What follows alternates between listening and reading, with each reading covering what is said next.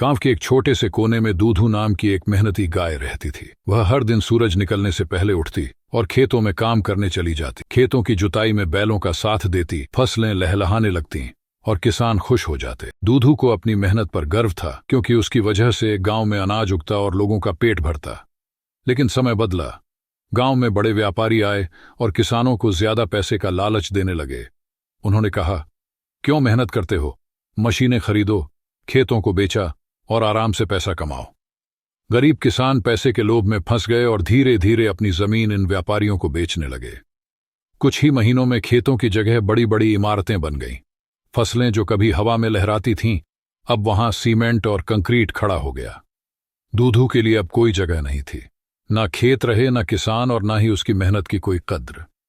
दूधू उदास होकर उन बंजर जमीनों को देखती जहां कभी हरी भरी फसलें उगती थीं। उसका दिल रोता, मैंने अपनी पूरी जिंदगी खेतों के लिए दी और अब ये सब पैसों की वजह से खत्म हो गया।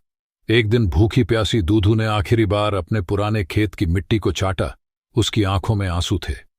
कुछ ही दिनों में वह भी थक कर गिर पड़ी और फिर कभी नहीं उठी।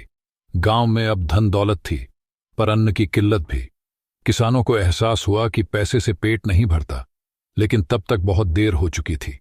खेतों के बिना ना दूधू बची, ना अनाज, और ना ही गांव की वो पुरानी खुशहाली।